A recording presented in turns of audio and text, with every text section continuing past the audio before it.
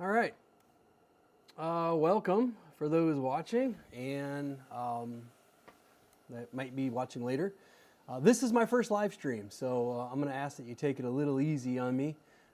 Tonight we're going to do a little bit of how I got into the business of screen printing and I guess apparel decoration, how I've gotten into that business and what I do, why I do it.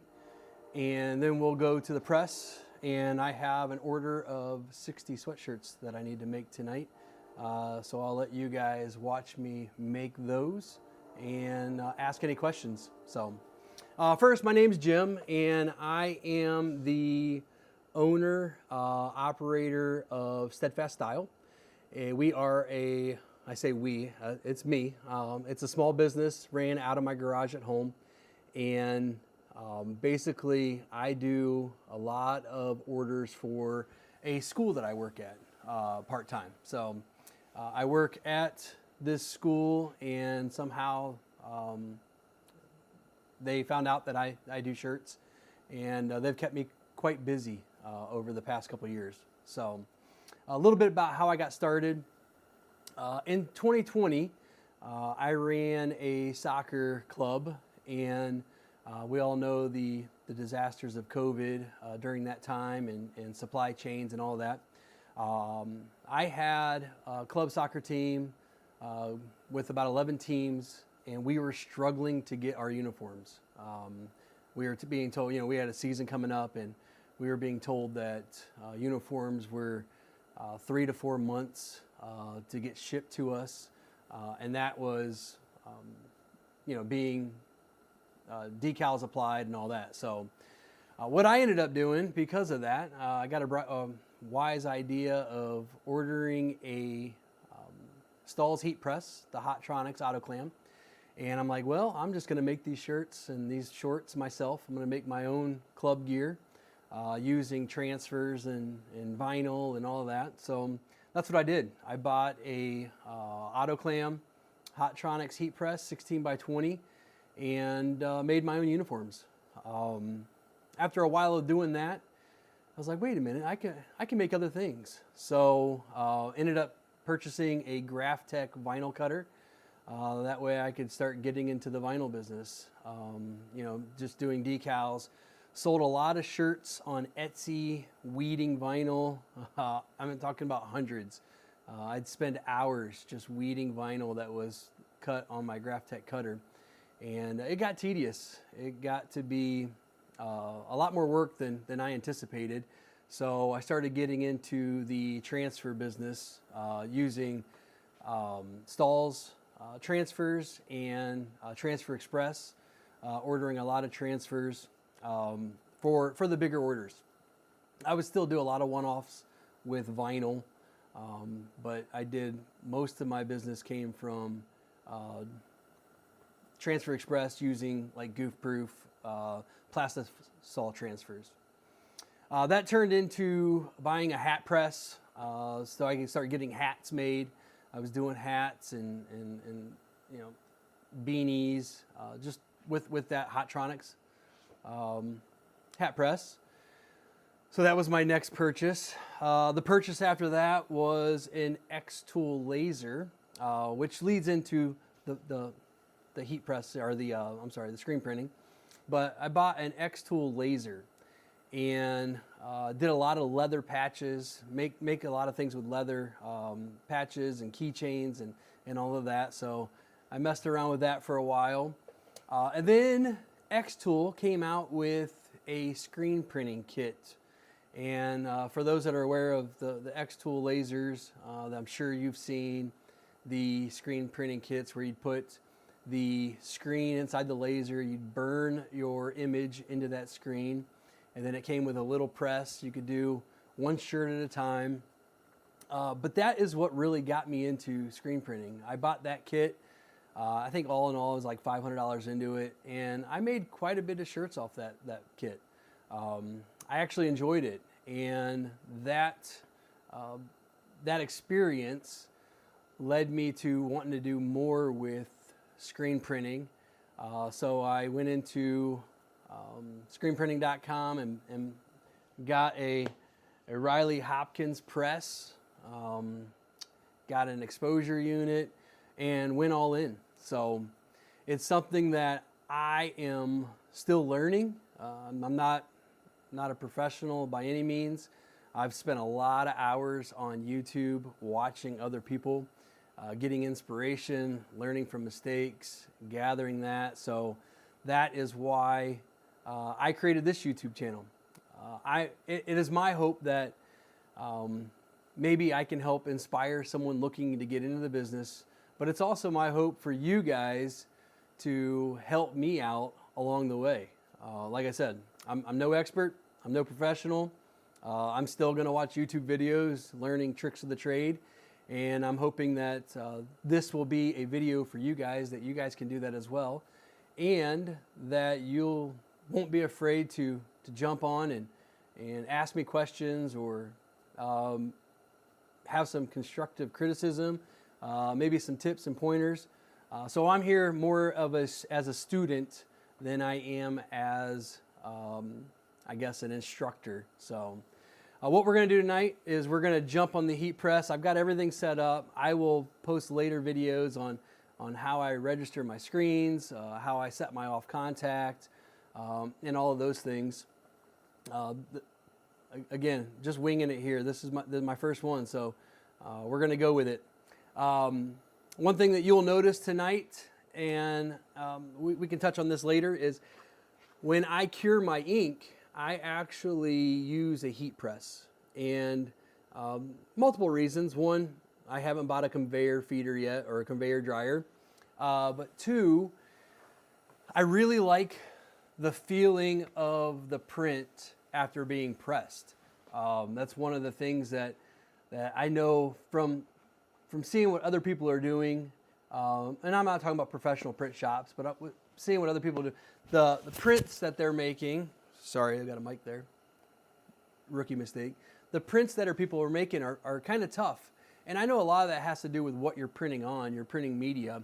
But I've noticed that even if I have a subpar shirt that I'm printing on, and I don't like the initial, sorry, just checking my flash unit. I about set one of my platens on fire, and I may do that tonight. So I've got to be really careful of that. I do it when I'm not recording, so I've got to make sure I'm watching that. But anyways, back to that. I've noticed even with subpar media, low quality shirts, that when I print on it and I flash it, if I take it over to the heat press and I press it for 300 degrees at about 15 seconds, it really makes the print turn out way better. So that's what I've been doing. I've been using FN ink, their low cure ink. So again, I'll set my heat press at 300 degrees. I'll pull the shirt right off, and I will throw it on the heat press and let it go for 15 seconds. And then they're done. I've done hundreds of shirts this way.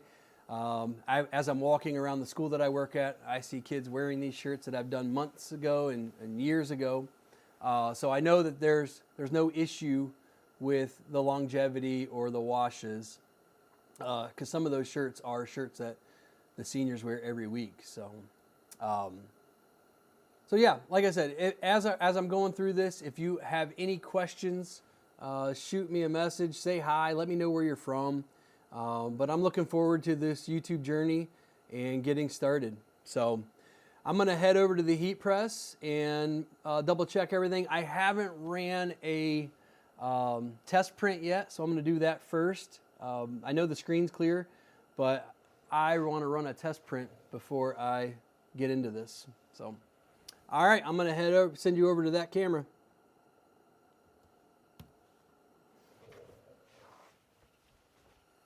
First thing I'm going to do, I'm going to actually warm up my platens a little bit, because for those that don't know, I'm in Ohio, and in Ohio, it's been really cold.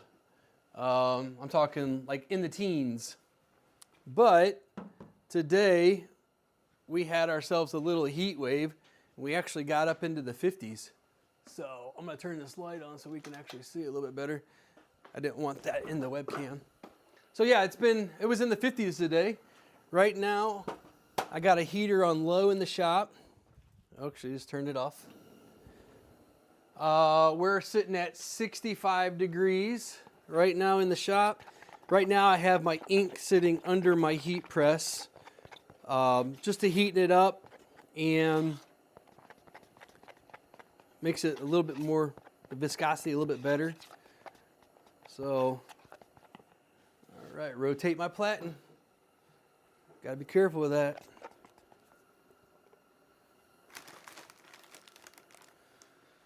So yeah, we're gonna warm these up. What I use for tests are scraps. I'm running sweatshirts today. So these are scraps that I've jacked up on order, and I've cut the sleeves off of them, and they're perfect material for just running tests. So perfect size, lets me run the test, see how it prints. All right. What we're using for our tack today, for our platen glue, I guess, is premium web adhesive. All right, this stuff, I like it. I think it does a great job of keeping the sweatshirt on the platen and not letting any movement. What I don't like is sometimes if you go heavy on it, it will leave almost like a film on the inside of the sweatshirt. So you got to be careful with how much you put on this. This stuff, a little bit of this goes a long way. I also, with shirts, I don't use this. With a t-shirt, I use a water-based ink, or I'm sorry, a water-based glue that I roll on with a paint roller. So I'll just squirt a little bit of the adhesive onto the palette, and then I roll it on. And usually with t-shirts, I only have to do that like every 10, 15 shirts. And then when you start getting a buildup of lint and stuff, you can spray water on that and scrub it off, and it's ready to reuse again. With this premium adhesive, from the web adhesive, I haven't found a way to scrape it off and reuse it. Actually, I'll have a video of me trying to get some of that off the palette when I change these out. It's pretty bad. So keep warming up these platens. And nothing in the chat right now. At least I don't know. I mean, there could be something in the chat, and I just don't know. We're going to learn together. All right. I'm liking where these platens are at. Because I run the heater in here, I also run here a air quality gauge. Lets me know what my CO2 is, what my TVOC and my HCHO are. I don't know. I know one of them is formaldehyde. And I just want to be careful in here, especially when I'm running propane heaters. But I've never had an issue. So I keep that on when I'm working in the winter so I can actually monitor the air quality in here while I'm working. And my wife doesn't come into the shop one day and see me on the ground. All right, these are getting good. These are getting good. Let me go ahead and spray this one with a little bit of adhesive. All right, we will put our test material on.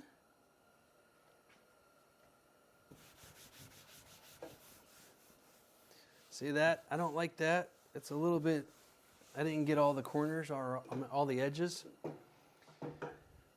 I'm gonna put some, all right. This is a custom color. It is a Pantone 655, And like I said, I use the FN ink. One, because it's actually a fairly good price. Two, I find it easy to work with.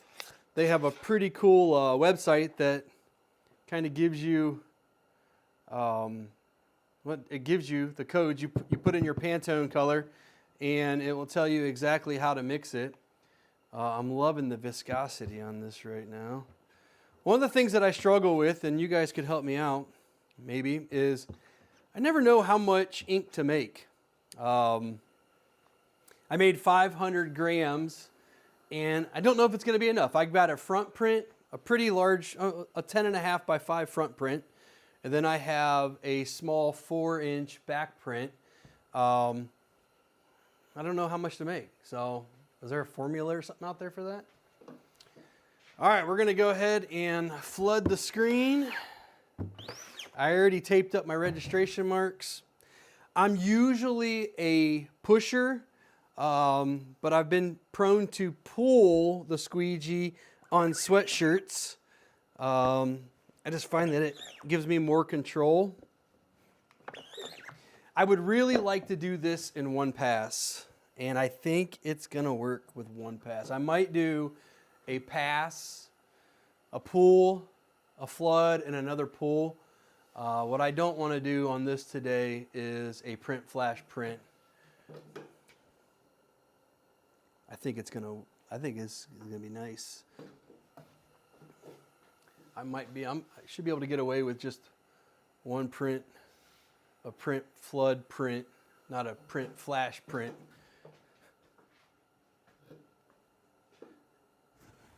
Yeah, I like that.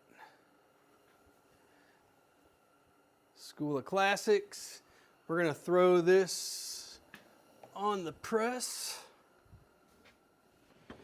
Just to cure it, I'm gonna run one more just to be safe.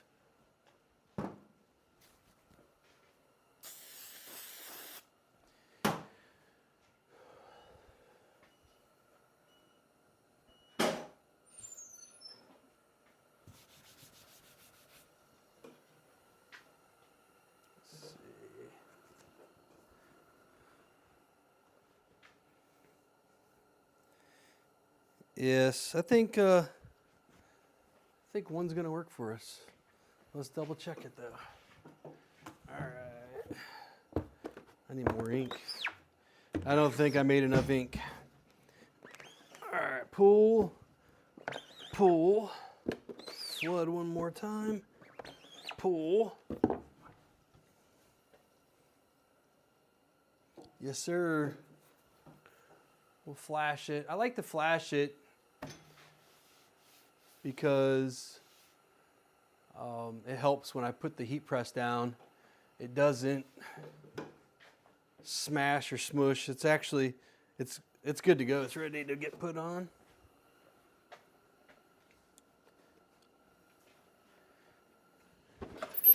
All right, let's go ahead and load up some sweatshirts and go from there. I can already tell you, maybe you guys can help me out. One of the things that I'm not a fan of already with YouTube streaming is, oh, that's gonna look good. That's gonna look good. When I'm in the shop, I like to listen to music. And from everything that I've seen, it's probably a big no-no, copyrights. And I did a search last night for some royalty-free stuff and wasn't a big fan. So one more thing I forgot to do, I counted all of my sweatshirts to make sure that there were no shipping errors, but what I did not do was check the order to make sure that I have the right quantity. So I'm going to do that before I print them. I've done that before where I've forgotten that I might have ordered an extra sweatshirt or two, and then I printed it and ended up with a sweatshirt that the customer didn't want and something that I couldn't use again. So let me double check these numbers real quick. We'll get started. All right, here we go. 15 small, good. 30 medium. We got 24 and 6, good. 18 large, 7XL, 2XL,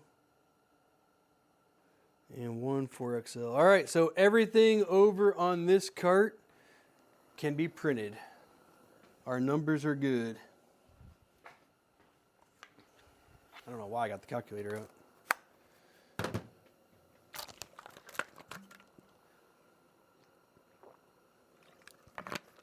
If any of you guys that stream have found music that you like to listen to while you stream that's worth anything, let me know.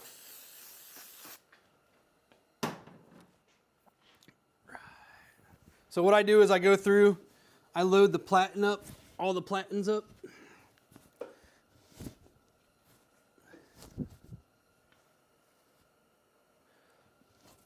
First, I run my prints, and then I do it all over again. So it's funny because I see these guys with automatic presses, and they're cool, but my business isn't big enough to be running automatic presses, and I actually enjoy a little bit of this work, just going through the motions, kind of like I said. I normally have music on, but I enjoy that. I think I think if I was doing 1,000 shirts at a time, though, I'd probably enjoy the automatic a little bit better.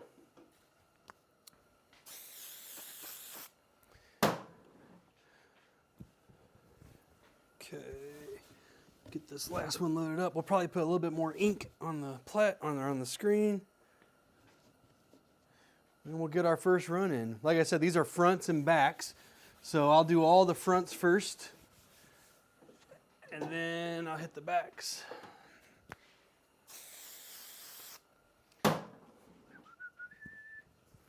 So we got 60 sweatshirts, I think was somewhere around there.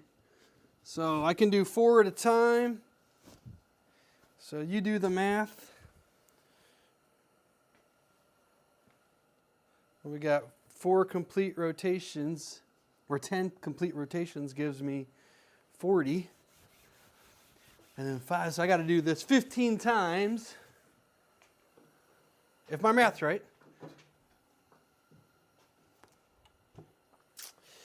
I'm going to set something up here too, because I like it when actually, I'm going to pull this ink. I like setting this up because I don't like reaching all the way back for my squeegee. So I hooked that little clamp up that I got at Harbor Freight, and boom, it holds the squeegee right there by my hands. We're good to go. All right, load up some ink.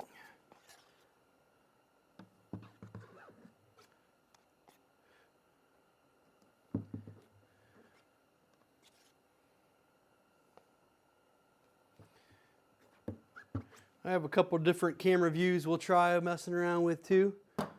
Again, let's try one right now. All right, let's put you into the overhead. All right. So we're gonna do our flood and pull. Pull, let's flood, pull. Let's double check that. Yes, sir. I'm pretty pleased.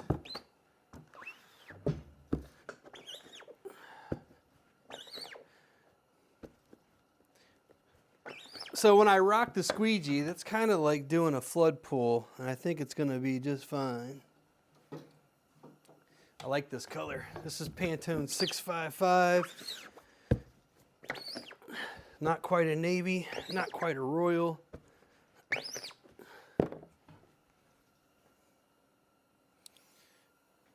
Yeah. I think we're going to have plenty of ink. This stuff's going down good.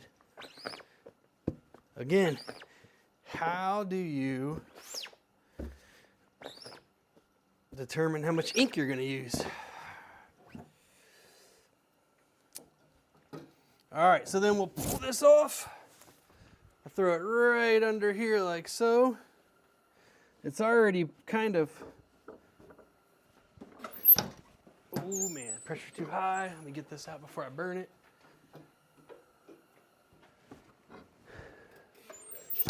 So it's already been flashed, so it's tacky. I don't have to worry about, like, if I'm pulling it off, I don't have to worry about getting ink anywhere because it's been flashed. This is just the curing process of it right now.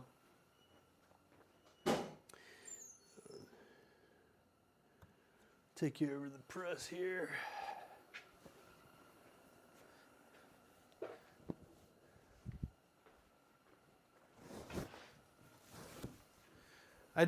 When I'm doing this, when I'm curing it, I won't thread the garment. I just throw it on top, hit it down there. I run through all of them. Because they're sweatshirts, I will run through all of them and cure them before I start loading new ones because I don't want to run the risk of burning anything.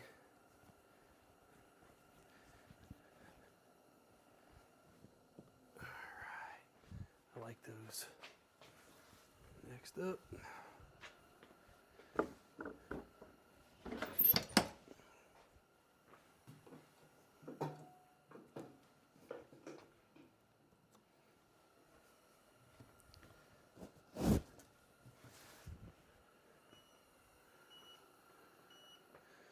Like I said, I know a conveyor dryer will be better, but I love the feel of it coming off the press. And I don't have any experience with conveyor dryers. I just have experience from stuff that I've gotten from other people. And some of those prints don't feel very nice. And from some of the research I've done, it could be the quality of the material that you're printing on. Plus, I don't have the money for a conveyor dryer right now. That's one thing I will say about my business is, and I'll let you guys up front and honest, I've been doing this since 2020. Last year I did about $58,000 in sales. I know that's small bucks for some of you guys. For others, it could be pretty big bucks. But I have never taken a paycheck from this company yet. I have taken everything, and now again, that $58,000 is not profit because you got cost of goods, cost of printing materials. That was gross sales, not net profit. But for the past 6 years, I have taken everything, all of my profits, and put it back into the business. Whether I'm buying new equipment, new materials, trying something else out. I have, like I said, I have a laser. I have a hat press, heat press. I had just got this not too long ago. I just bought a washout booth that I'll have a video on later because that was quite the task of being in a garage and trying to wash out your screens when you're exposing them in the basement, and can't take them right outside to wash them out. Tried a pressure washer in my basement, and there was water going everywhere. So I ended up buying a washout booth. What else do I got? I got a UV printer coming on the way, maybe someday. I was told that, well, I ordered it maybe in June, and they keep pushing the dates back. I'm not going to mention any names. For those of you that are in the same boat as me, you know exactly who it is. So I'm not going to call them out here on YouTube, but it's been a frustrating process. And now I see that X-Tool, I probably don't need this ink, but I see that X-Tool's coming out with one. Wish I would have waited just a little bit longer, but maybe we'll have two. The only other thing that I really want to purchase next is the dual air fusion from Hottronics. I think it would really cut my time down. Oh, see, I probably jacked this one up because I pushed and pulled. Got lucky. Don't mix up your strokes. Once you start, stay that way. I've learned that. So push flood, and then we'll pull.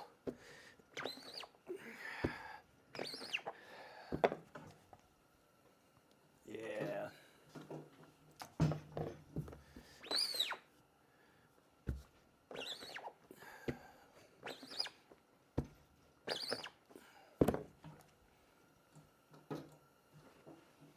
You got any questions, let me know.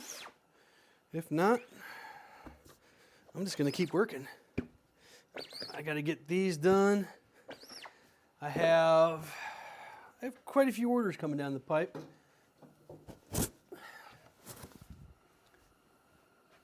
Get that on there. Boom. We're going to try it. I think we'll be all right. We got 15 seconds. We're going to load, save some time. I always like to time myself. Time is money. So I always try to break down, especially when you're trying to price and quote things out. I need to know how long it takes me to make a shirt. I need to know how long I'm going to be sitting at my laser burning something. So it's important to factor those things in, because if you're not billing for your time, you're leaving money on the table, and there will be someone else that is billing for their time. So make sure that you're paying yourself. And if you're not, you're a charity and you're not going to be doing this for very long. It's not to say I haven't undercut people to get some business. I've also, for some groups, I've gave a 10% discount, which kind of, for those that believe, it's kind of my way of tithing. I would give them a 10% discount off of their price, and I see that as a way of giving back and tithing. So take it for what it is. I'll get this last run done here and check our comments to see if we got anybody. With this being my first stream, I would guess I might get 3 or 4 viewers. But if you're watching this, or you're streaming, you're watching me live, or you're watching this later, let me know what you think of the stream. I've tried YouTube multiple times. When I was putting in new electric for this garage, I spent hours and hours and hours recording me digging trenches and running wire, and none of that ever got uploaded. I was always one of those guys that I was waiting for the the perfect video to upload. And like I've heard from other people, and I've told people, if you're waiting for perfection to do something, it's probably not going to get done. So 2 weeks ago, I was watching YouTube, and some guy was streaming, and I just got this idea. I was like, all right, well, that's what I'm going to do. I'm going to get some equipment, and I'm going to start streaming. So this is the result of that. First result. What are you thinking? I'm liking it. I'm liking it.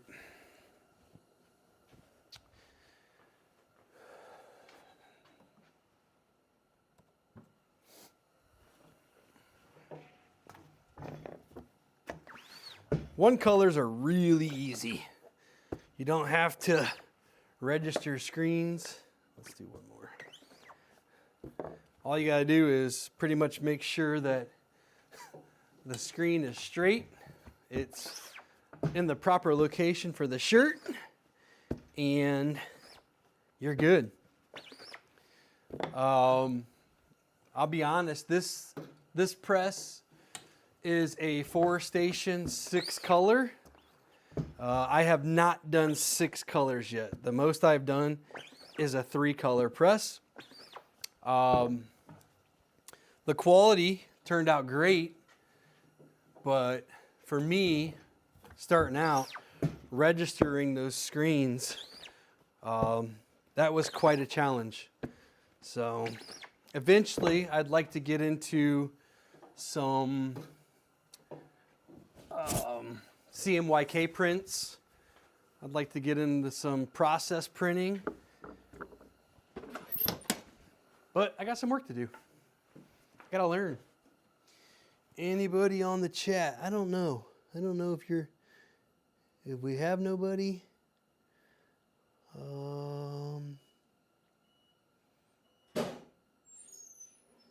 don't know if I've got live viewers. I don't know. Let me go over here. See. We'll get to that in a minute.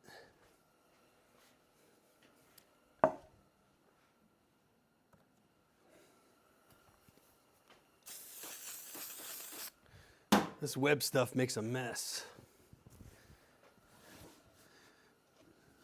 If you have a shop floor you don't want to jack up, make sure you got good aim or you got protection underneath your platen, because it will leave a mess.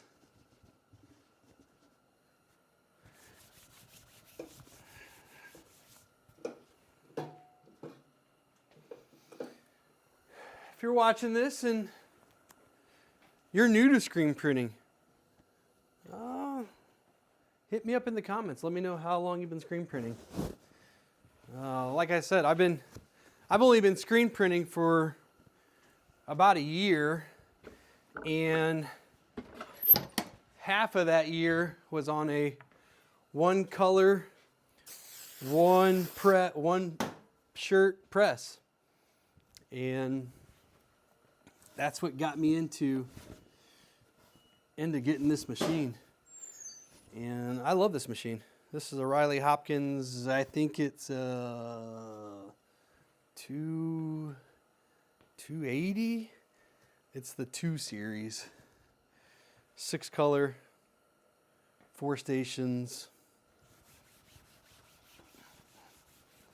Sturdy.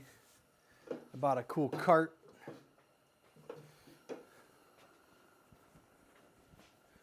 All right. I also need some help with streaming, guys. I need to know. I cannot work in a quiet environment like this. Just a little bit of music would be great. So if you got any tips or suggestions for that, I'm all ears.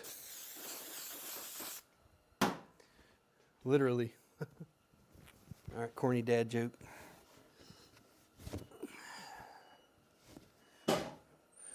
One of the things that I don't like about this spray And we'll take a minute, and once I get this stuff loaded, I want to show you. I mentioned earlier that I'm in a garage. In the winter, I have no ventilation. I have that air quality meter, and when I start spraying that web spray, that air quality meter goes crazy. I'll show you guys here in a little bit, but all of the numbers skyrocket and go into the pour zone. So a little bit of a concern for me. I don't know what's being sprayed out of this bottle or what I'm inhaling, but I don't use it a lot. I only use it for sweatshirts, and I would imagine when I start using it in the summer and I have my windows and garage door open, I'll be better off. I'm actually getting ready to turn my heater off because it is 65 now that I'm moving. I'm cooking. All right. So here's my air quality meter.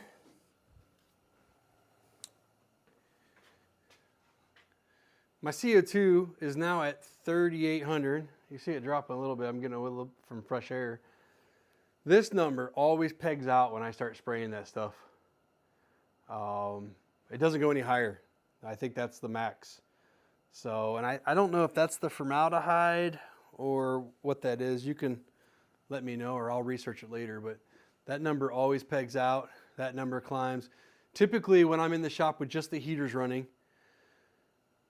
and not using any of that spray, all of my numbers are sitting in the green. So just something to note. I'm going to turn my heater off here. And we're going to get back to it.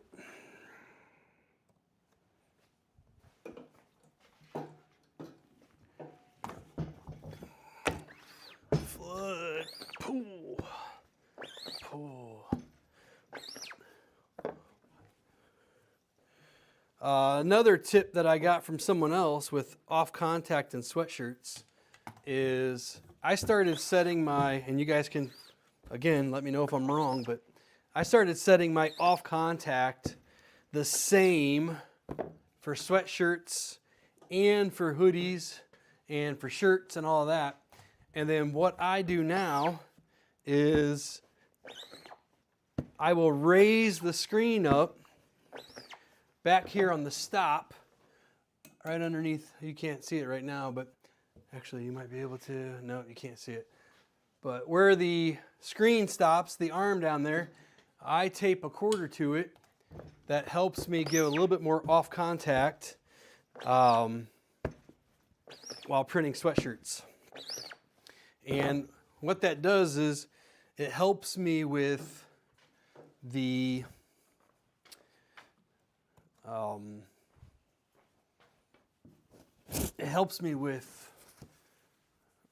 registering different colors because I have my off contact pretty low, and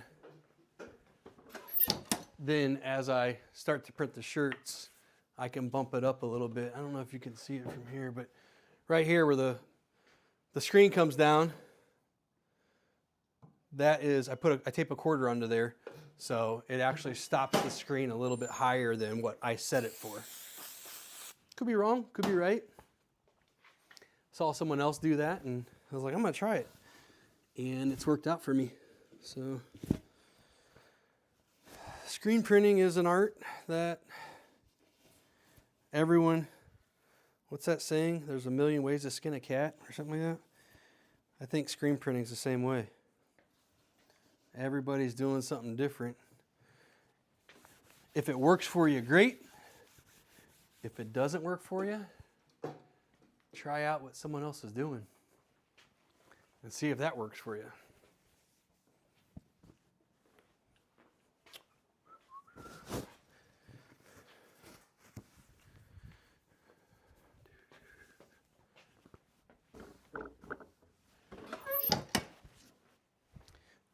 Get any comments yet? Not yet. Maybe I'll take a break here in a minute and see. You guys might be commenting away and I just don't know where to look. That could be. I was watching a live stream yesterday, and the dude that was on there was able to like pull up a question, and it came up on the screen. I'm like, wow, that's pretty cool. I don't know how he did it. I've got some research to do. But this is something, the YouTube thing is something I'm going to keep doing. I was a little nervous about going live from the start, but I coach soccer. I've been coaching soccer for years and years, and I looked at it as, well, I work with kids all day long and talk to them and kind of coach them along and talk while I'm doing things, demonstrating. So I was like, I can definitely do this. It was just taking that initial jump and not being afraid of what people have to say behind those keyboards. So, with that being said, be nice to me, but I'm not afraid.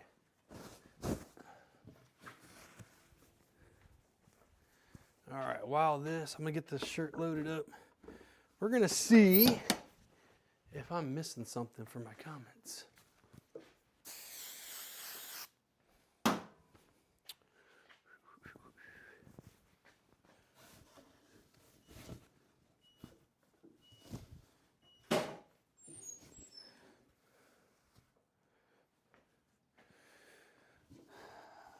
For right now, I'm not going to try to sell anything. I'm not trying to push my product. Oh, that was the other thing I wanted to touch on real quick.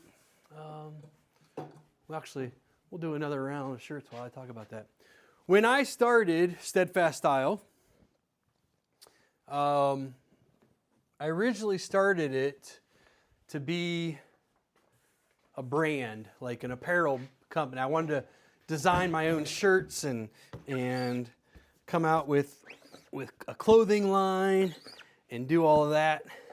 And then what happened was I started getting orders, and most screen printers probably can relate to this.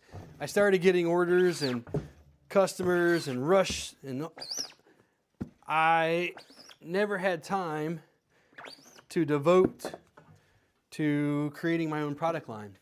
I just got busy doing everyone else's work, and I'm okay with that. Right now it's paying the bills. Well, it's not paying the bills, it's buying me new equipment, but you know what I'm saying. I'm not losing anything, and I always have that in the back when I want to start making my own apparel.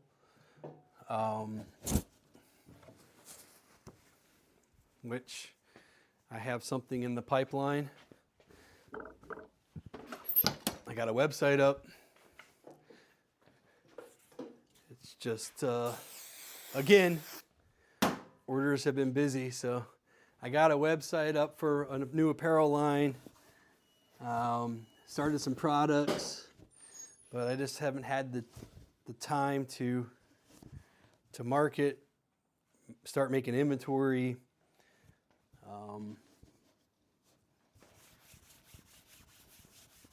So that's where we're at.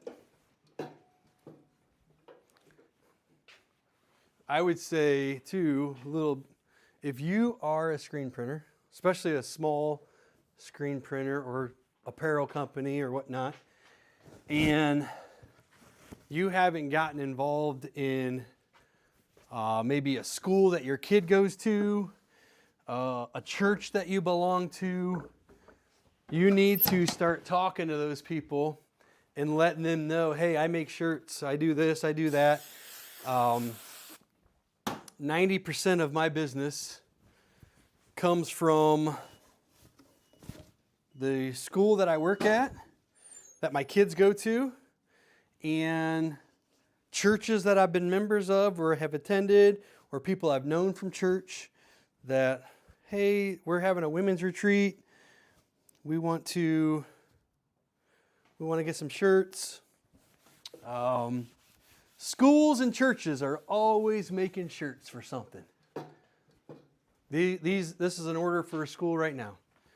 Once this one's done, I have 2 more orders for this school. Get into the schools.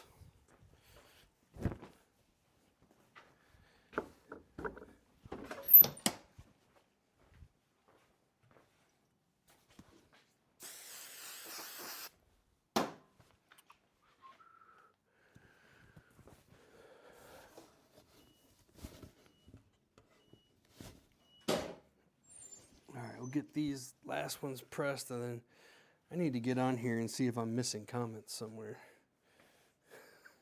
It could just be a ghost town. I don't know. I told my son I was streaming today, first time, and he goes, "How many viewers do you think you have?"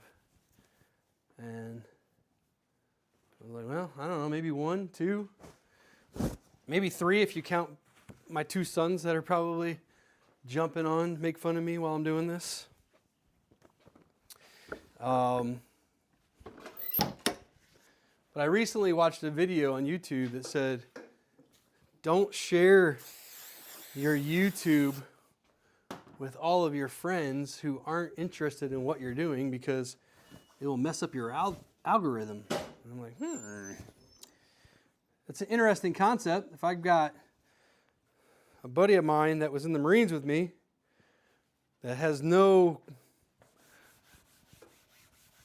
interest in business, no interest in screen printing, any of that, and he starts looking at watching my videos, is that going to mess up the algorithm for my video? I don't know. It's a valid point. All right, let's see. YouTube.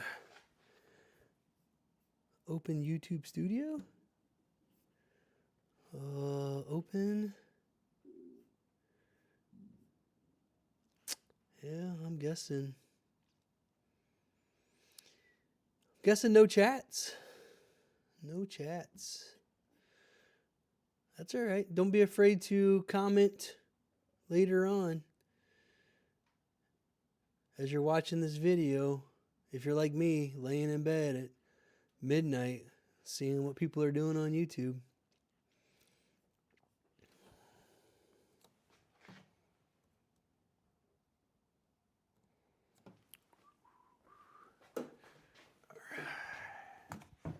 We are on, let's go on. I think we're gonna have plenty of ink. Anybody figured out a formula for figuring out how much ink you need? I have tubs of custom ink that I'll try to use on another job sometime down the road, but I don't know if I ever will.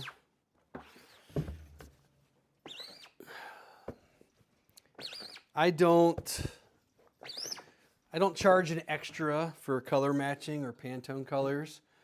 I feel like that's something as a screen printer you should be doing anyways. So I will match their colors to the best of my ability without charging them any extra. I do charge a screen fee, and people are like, well, you can reuse the screens. One thing a lot of people forget about when you're doing screens is the cost of the chemicals that it takes to clean the screen, right? You've got to put emulsion on the screen. When you're done, you got to get the ink off and then clean it again. One of the mistakes I made early on was when I was done with an order, I would scoop up the excess ink off of the screen, but I wouldn't clean it. And I feel like that has caused some staining of my screens. So I stopped doing that. But I haven't cleaned any screens since then, so we're gonna find out if my theory is correct or not.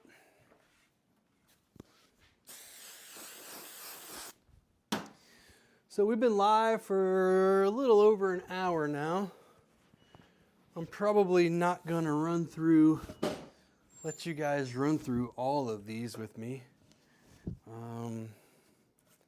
Although we're about halfway done with the fronts, but it's gonna be a late night in the shop. I wanna get these orders delivered tomorrow, get them billed out.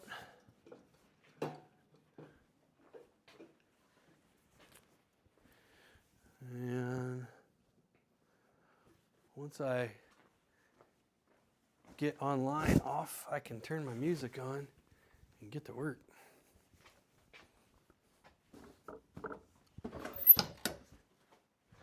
We're going to do more lives. I keep saying we're, like I'm a huge shop.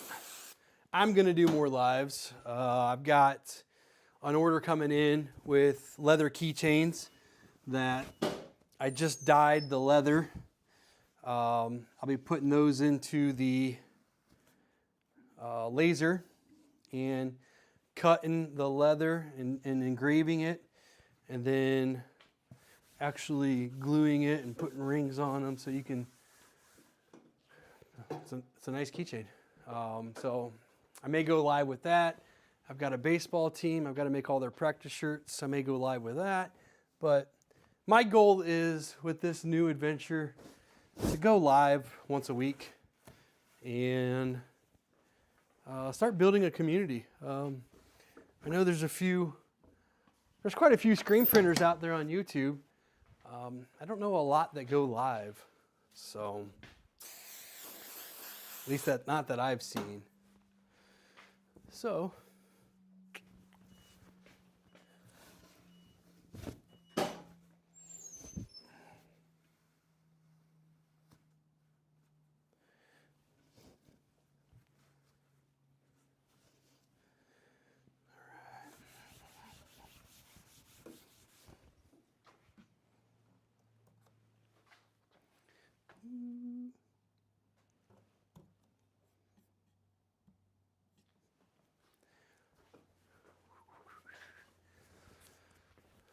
I think we're about halfway done. The sweatshirts that I'm printing on are District's DT 6104s. The quality is super good for the price. I get a lot of customers that, they feel like these are high-end sweatshirts, and they are.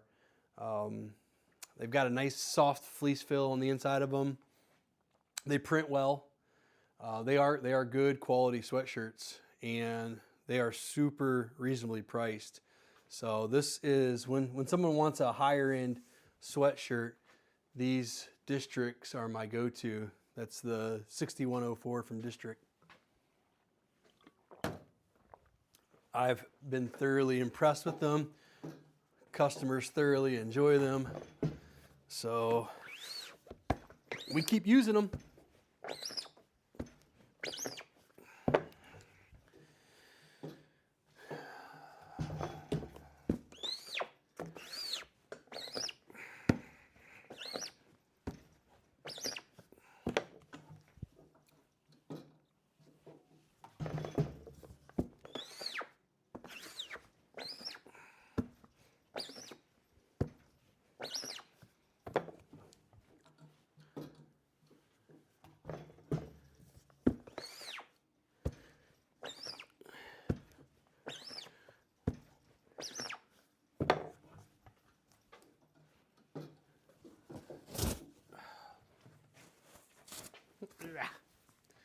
Sticky stuff sticks.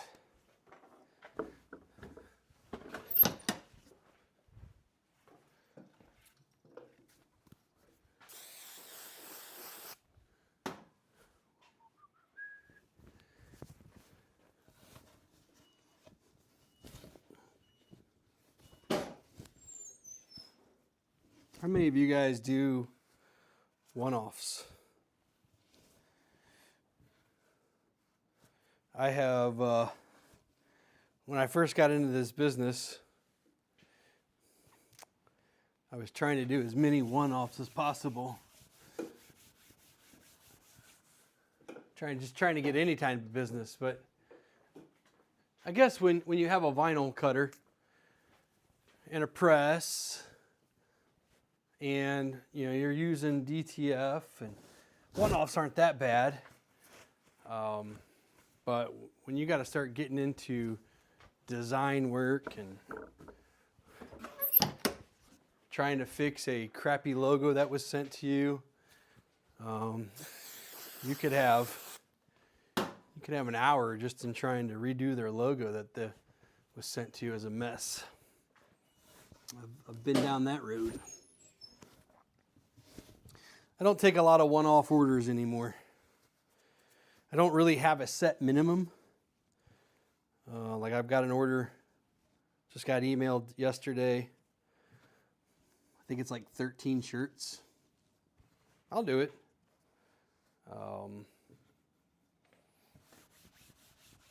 Will I screen print it? I don't know. It's a 2-color. I may screen print it if I'm not doing anything. It gives me a reason to film and create another YouTube video. So I may screen it. I may DTF it. For me, I order all of my DTF from Stalls. I use their Ultra Color Max. I've been a big fan of the quality. I can put an order in by 8 a.m. and I usually have it. If I put it in by 8, it will ship out that day, and I'll have it next day, because they ship out of Michigan, and I'm in Ohio, so I get stuff from there fairly quickly. And if I've ever had any issues, or the customer service is pretty good, so I buy all my vinyl from Stalls. I'm a loyal guy. Once you've done me right, I don't like to change. I usually stick with it. I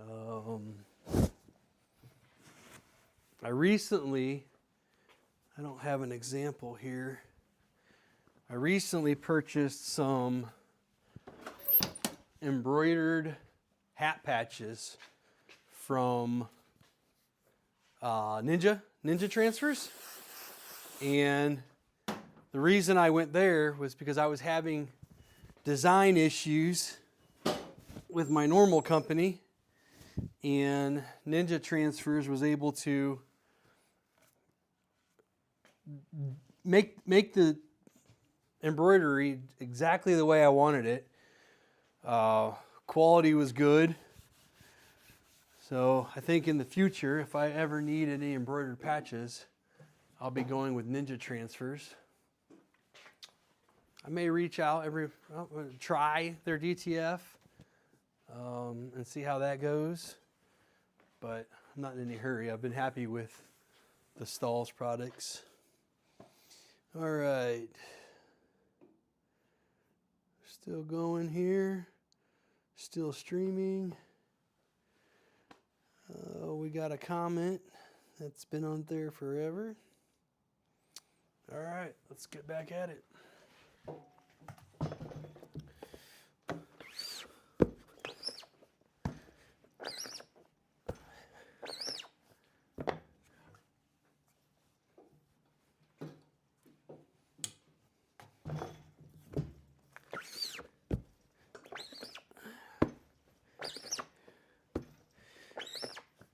If you're in screen printing and you're a streamer or you have your own YouTube channel, let me know. I love watching people do what they love. There's a guy on here, Milo Prince. I've watched a lot of his videos.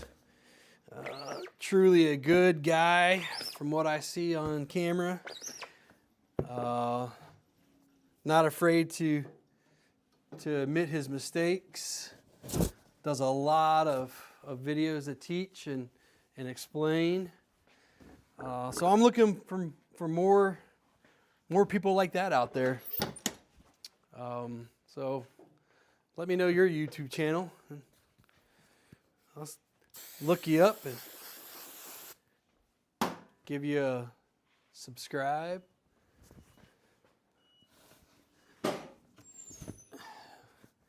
At night between 10 and midnight is when I do most of my learning.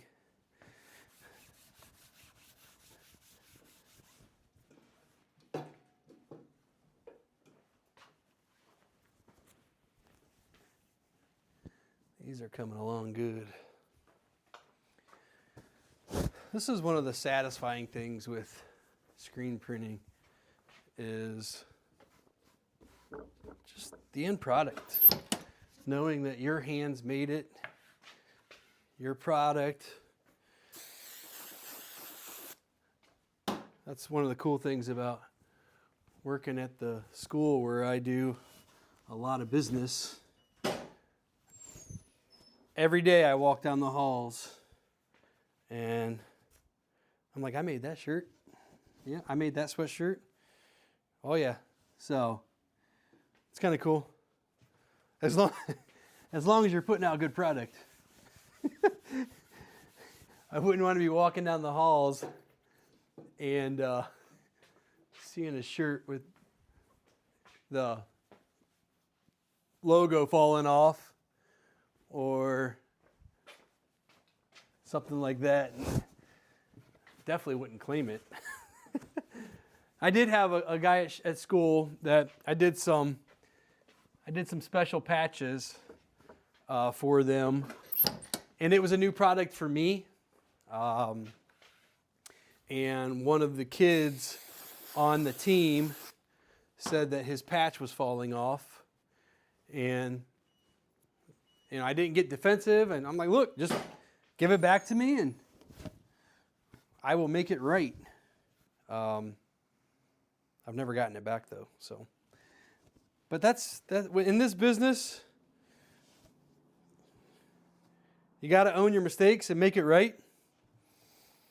I made a batch of shirts. It might have been one of the first ones on this press. I don't remember. It was a friend of my wife's, and we made the shirts.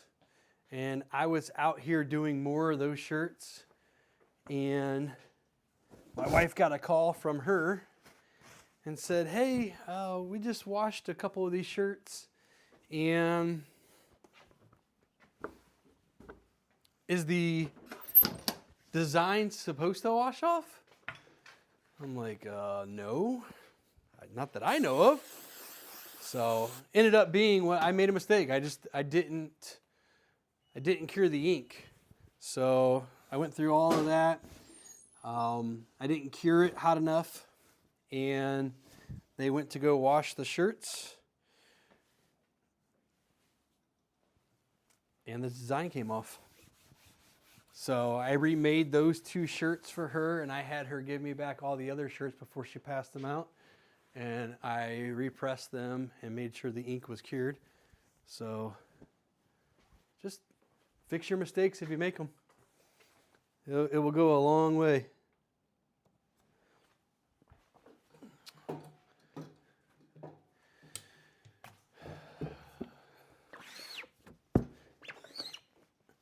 So we gotta wrap these up. And I got the backs to do. What I did is the back design is actually burned on this screen as well. It's underneath this tape. So theoretically, it probably could have been a 2-screen charge. But I only did 1 screen and charged them for 1 screen. I was able to make it work. It's a, like I said, it's a small 4-inch wide by, I don't know, two high. So I almost pushed again. Sometimes habits. Using a 12-inch squeegee with a 70 durometer. I haven't played around with many other squeegees. All the videos I've seen say those are like the go-to. I did, see if I got it under here. Again, I'm a rookie. I did buy a 70, 90, 70 squeegee, and I've used it. I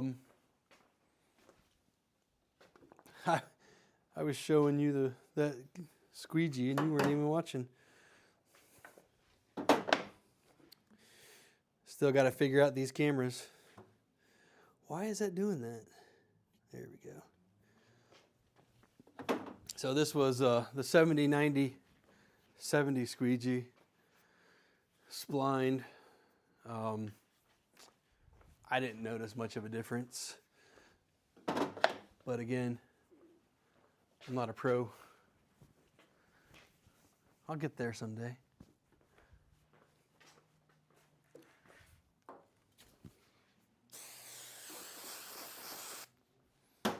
Probably do one more run and then I will cut this video.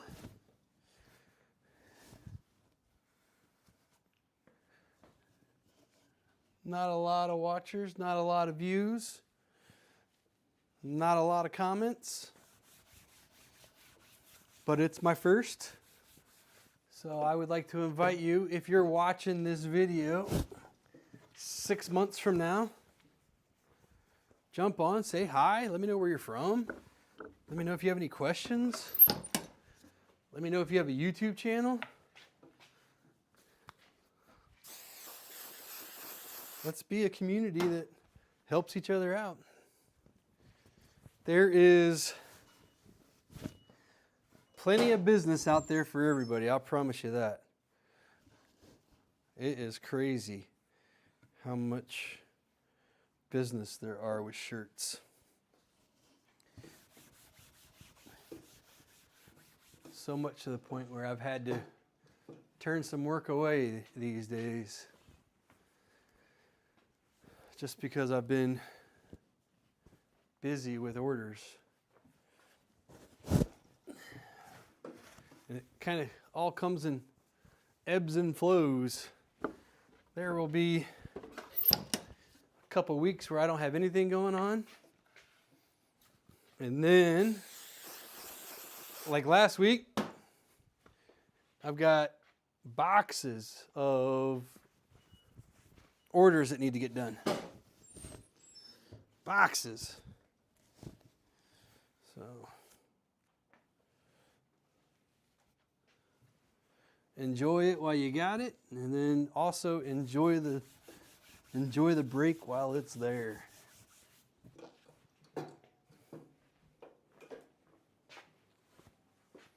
Anybody else also experience that 50% of your orders are rush orders? Yeah, when you need this. Oh, I needed it last week. Well, that could be a problem.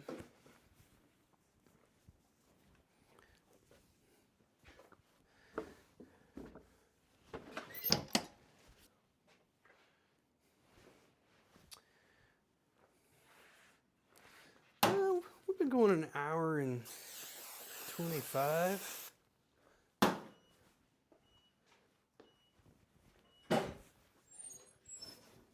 I don't know. Do I stay on?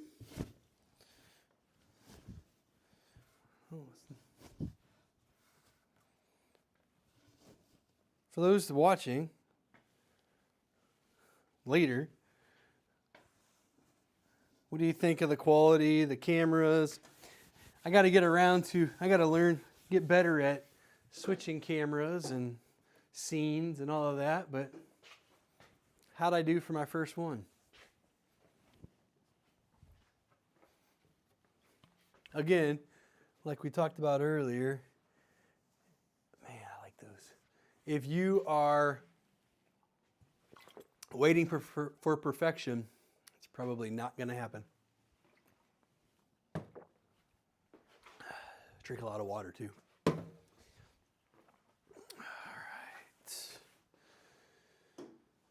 Let's take you back over to the overhead. So this has been the same batch of ink I've been running for a while. I think I made too much ink. I'm gonna have to promote on another order 655, Pantone 655.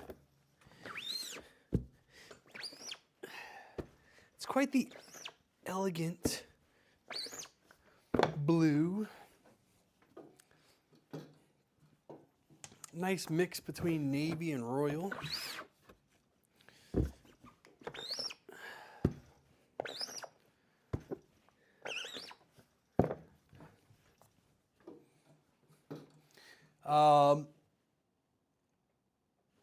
The screen I'm using is, we'll talk about that, from screenprinting.com. It's one of those eco screens. I'll show you a little bit on that here in a minute.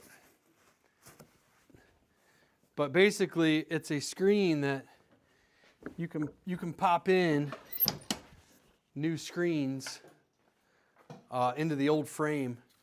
They're really sweet. I'll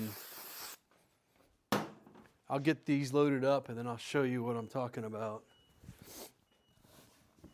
They have different screen mesh types.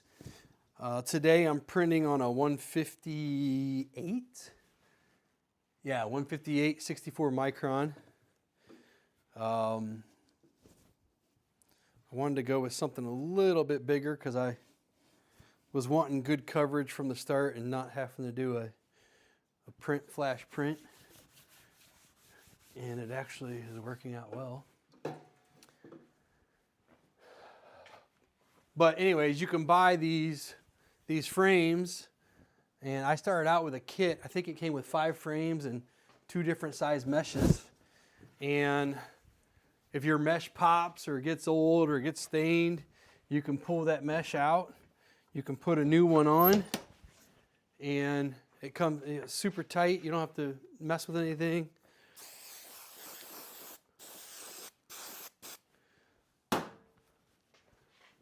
I have come to like them. And again, if you're charging a screen fee, like I do, $30 a screen, within 2 screens, you've paid for, with 2 screen charges, you've paid for that screen already. And there's no reason why you shouldn't be able to get 10 different screens out of it.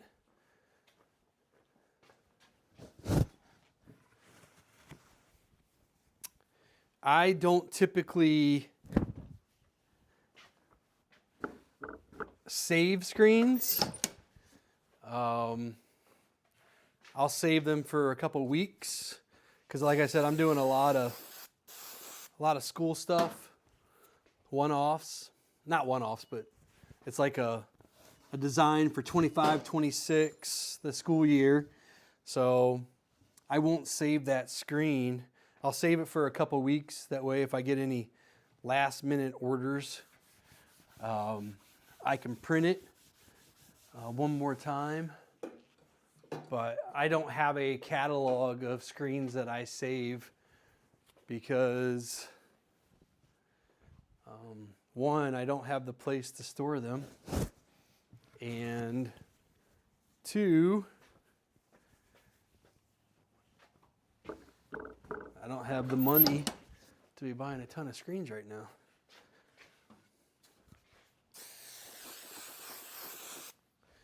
So we're going to get this sweatshirt on, and then I'll pull that screen up. I have one here that I haven't used yet.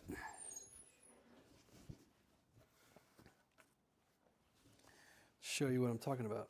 I like them. When I first started, actually, I'll show you. Let's get this off here.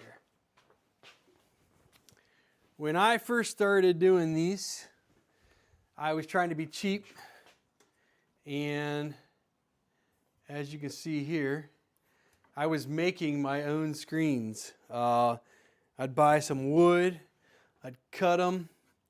This one's coming apart. Cut them, frame them up. I'll take this off. I bought a screen stretcher. I would stretch the screens, glue them on. This is a 230. I mean, it works and it's cheap. The issue that I was having is once I was rinsing them out, I didn't buy like treated wood. So they started bowing and they're all crooked and the glue started giving up. This one's not a good example because it's only got a screw on each corner. But yeah, I was making my own screens. And again, part of the adventure, I guess. I'm going to move this real quick so I don't burn any shirts. So this is the screen I was telling you about. These are I think they're called the Eco Frames.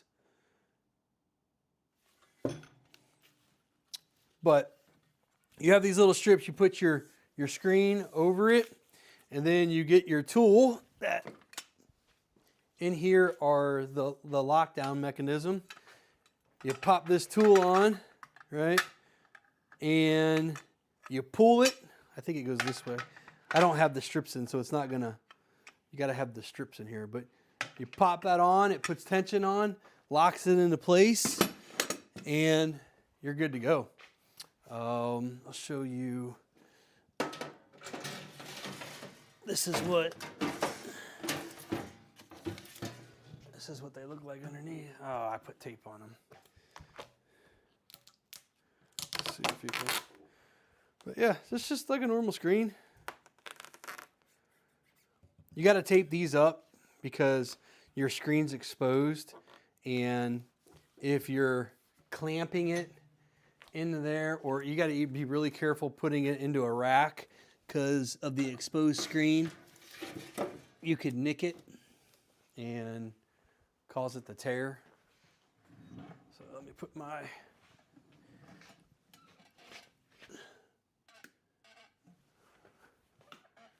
flashback, get you back into the normal zone. Yeah, every time I switch over into main screen, this YouTube thing pops up.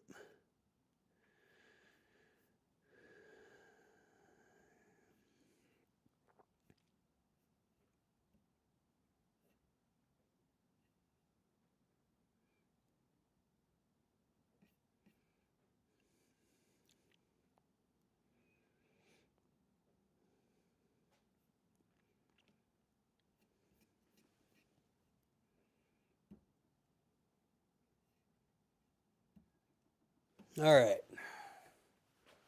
We'll do a couple more rounds and then I'll end the stream.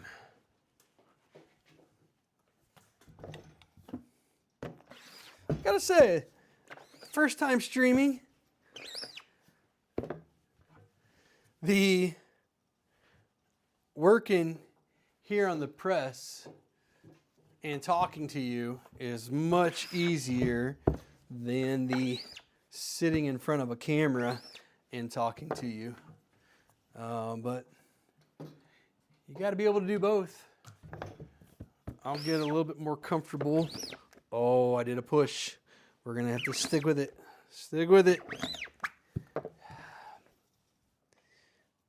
It's still all right. We'll get a little bit more comfortable with my face in front of the camera. But I enjoy this aspect of the live streams, doing the work and talking through it.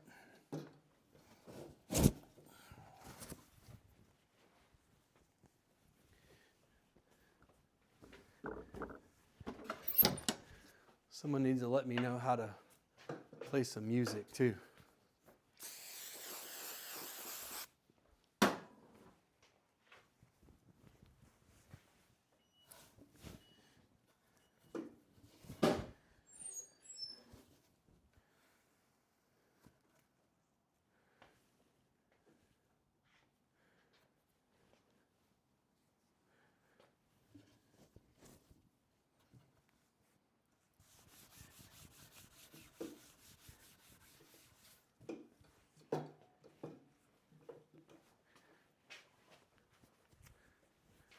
I heard my son just pulling.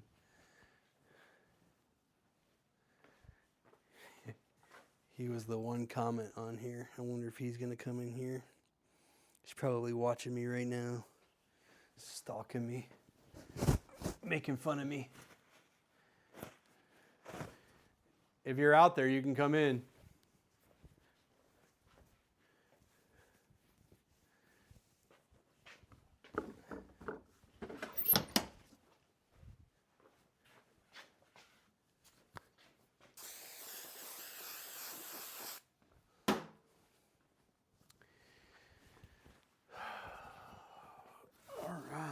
Getting into the smalls. Oh, these are hard to get on. Don't want to switch my platens out. They fit.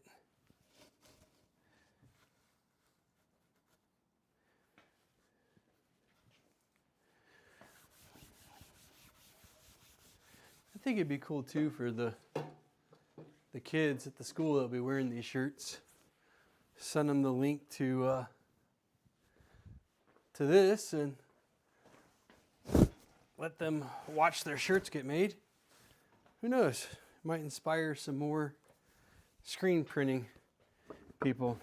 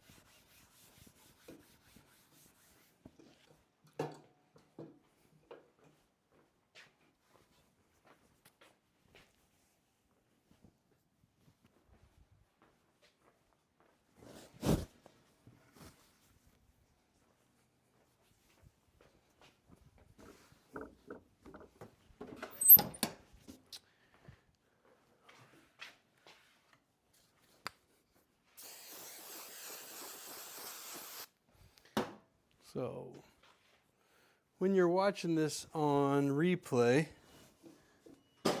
let me know what you think. Let me know maybe some camera angles you'd like to see different. Maybe some projects you'd like to see done. Some different types of printing, laser work, hat stuff. Someday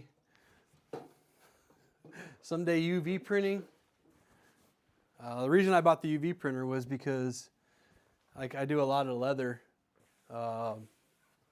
and I want to be able to print on that leather, full color printing, and then apply that to hats. So that's why I purchased it. And really looking forward to getting it. Been waiting a long time for it. So once I get that unit, I will be sure to post a video on it or multiple videos and show you what I plan on doing with it.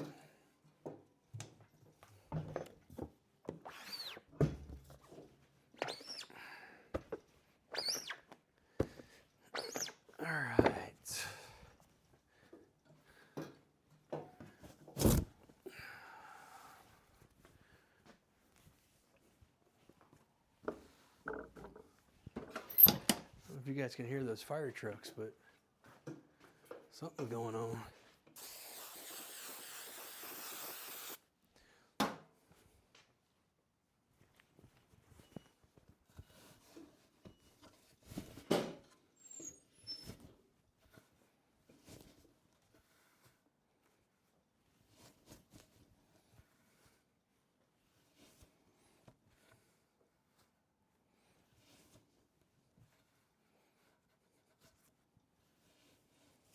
This one is a little sticky.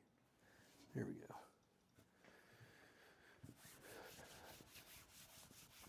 How many of you guys that are in this business find yourself being super critical of logo placement, print quality? I'm not saying you're bashing other people's products, but you pay close attention to what's being put out there. My wife and my kids make fun of me because I'll be at a retail store and I see a design I like. I'll go up and I'll grab it and kind of like feel on it and touch it and see what material they're using. I've taken pictures of products that I'm not gonna buy, but I really like the design idea. But I also, the other week, I was somewhere and I saw a box of shirts that were being delivered. And I wasn't too impressed with the print quality. But I didn't point it out. I didn't say anything. The customers, if they're happy with it, then that's fine. I just know that I wouldn't be sending anything out that looked like that. Sometimes I'm a little overcritical of things that I'm putting out there. So then I go to my wife and my kid. I'm like, hey, what do you think of this? Ah, it looks good. I'm like, okay. I just got to get past that mental block myself.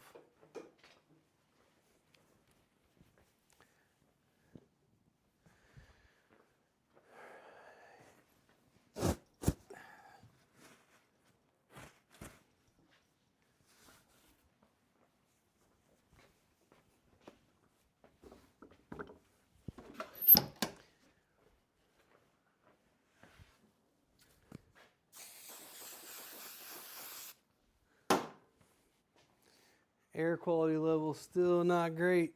My TVOC is still pegged. It's been sitting around the same as when I showed you on the camera. I don't know what it is. I suspect it's the spray, but it's the only time it jumps up. Man, come on. There we go.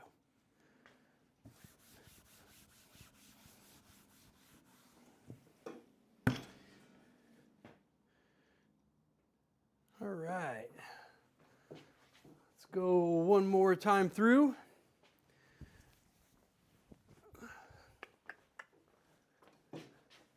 Switch you to the overhead.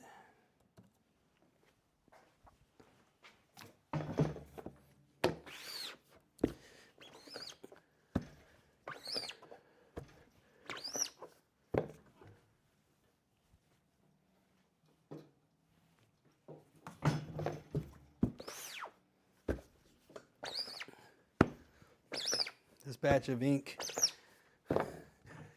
I mean, I don't know, in the last, what was it, 30 sweatshirts ago that I put more ink on.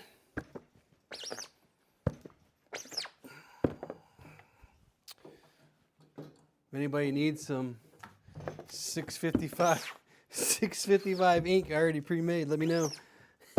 I can ship it to you. I'm probably going to have about 300 grams of it left over.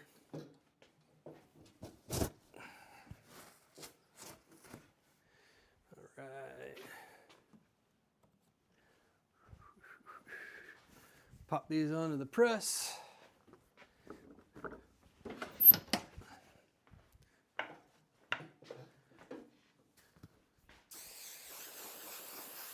Loading up another one.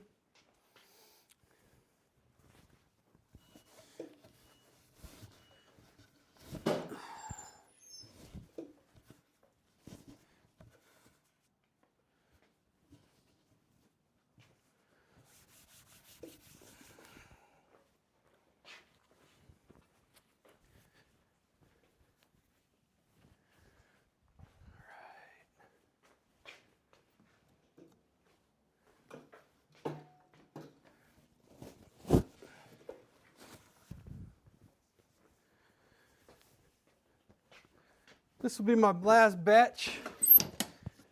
Then I'll end the live stream. Again, you got any questions? Let me know.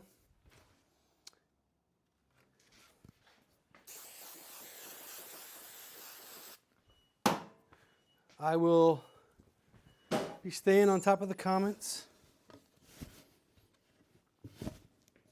So, even though you're not watching it live, let me know your questions. I'll do my best to answer, but just be warned, your question may turn into a question from me. So,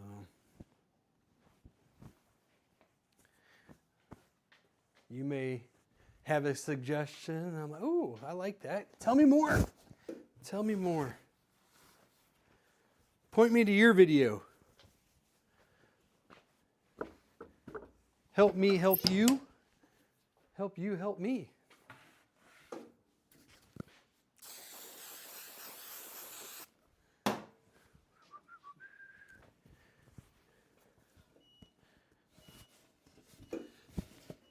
And don't be afraid to comment about what you want to see.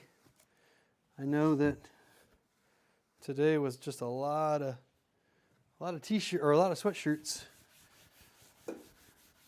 I anticipate my next live will be a bunch of t-shirts.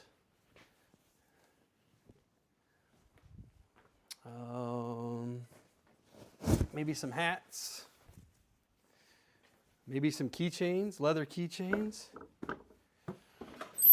Who knows? Like I said, I'm going to try to do this once a week. So,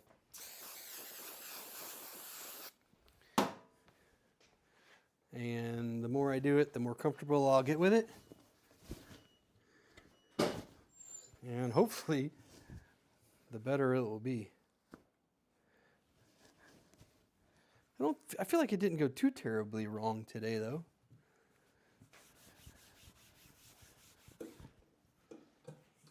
I didn't burn the shop down with my flash dryer. I almost did that before we started. So, all right. I'm going to end it here. Again, if you've made it this far, God bless you. I want to thank you for watching. I would really, really appreciate any comments you may have, any feedback on both my technique, on my streaming, any of those things. Let me know how I did. And let me know what you'd like to see, what you think would go better. Like right now, I can't even figure out where you're at. Oh, there we are. All right. I'm there. You could see me, but I couldn't see you. So, all right. Again, Steadfast Style. Just started this channel to kind of document some things, maybe some inspiration for you, but also for you to help me out. It's a way for me to show you what I'm doing, and for those pros out there, like, hey, why don't you try it this way, or why don't you try this method? So, not claiming to be a professional by any imagination. Just looking to start a community here and a YouTube channel where we can get together and go over tips and tricks and pointers. So again, thanks for watching. If you have any questions, drop them in the comments, and I will be checking that regularly. Have a great night.